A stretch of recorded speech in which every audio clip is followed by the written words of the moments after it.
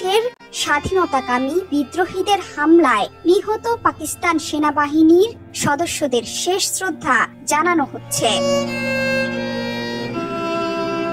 সাম্প্রতিককালে নানা ইস্যুতে বেসামাল পাকিস্তানের পরিস্থিতি, সাবেক প্রধানমন্ত্রী ইমরান খানের মুক্তির দাবি, ছাত্র আন্দোলন সহ নানা ঝামেলায় জর্জরিত দেশটি।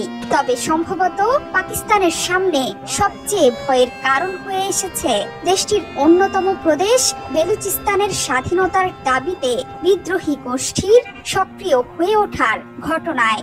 এই ঘটনার পেছনে ভারতীয় গোয়েন্দা সংশ্লিষ্টতার অভিযোগ। প্রকাশ্যে বেলুচিস্তানের বিভিন্ন মহল থেকে তাদের স্বাধীনতার আন্দোলনে ভারতীয় হস্তক্ষেপের দাবি পর্যন্ত তোলা হচ্ছে। ভারতীয় গণমাধ্যমে প্রচার করা হচ্ছে বিভিন্ন উস্কানিমূলক অনুষ্ঠান। আর বেলুচিস্তানের এই অস্থিরতায় বিপদে চীনও, কারণ পাকিস্তান এবং চীনের বহুল আলোচিত অর্থনৈতিক করিডোর এই প্রদেশ কেন্দ্রিক।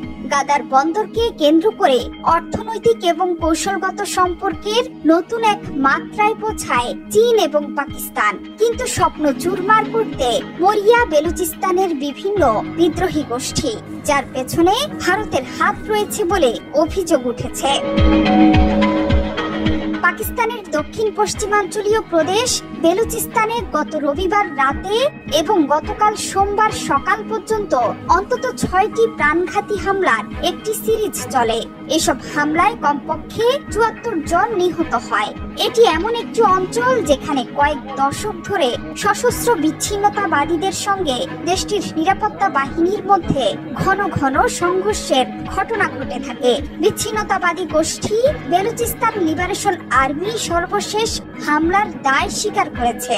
এক বিবৃতিতে তারা জানিয়েছে, নিরাপত্তা বাহিনীকে লক্ষ্যবস্তু করে তারা প্রদেশ জুড়ে হাইওয়ে নিয়ন্ত্রণ করেছে। পুলিশের মতে কমপক্ষে 23 জনকে তাদের গাড়ি থেকে টেনে বের করে আনা হয়েছিল এবং পাঞ্জাবি অভিবাসী শ্রমিক হিসেবে তাদের পরিচয় জানার পর তাদের গুলি করে হত্যা করা হয়েছে। এছাড়া প্রাদেশিক রাজধানী কোয়েটা থেকে 140 কিলোমিটার দক্ষিণে কালাত জেলায় সশস্ত্র যোদ্ধারা আইন প্রয়োগকারী কর্মীদের লক্ষ্যবস্তু করে। সেই হামলায় কমপক্ষে 10 জন নিহত হয়েছে বলে জানা গেছে। 2023 সালের আদমশুমারি অনুসারে পাকিস্তানের বৃহত্তম প্রদেশ বেলুচিস্তান। দেশটির 240 মিলিয়ন নাগরিকের মধ্যে প্রায় 15 মিলিয়নের আবাসস্থল এই প্রদেশ। তেল, কয়লা, সোনা, তামা এবং গ্যাসের বিশাল মজুদ সহ প্রাকৃতিক সম্পদ থাকা সত্ত্বেও প্রদেশটি দেশের সবচেয়ে দরিদ্র অঞ্চল হিসেবেই এখন পর্যন্ত রয়ে গেছে।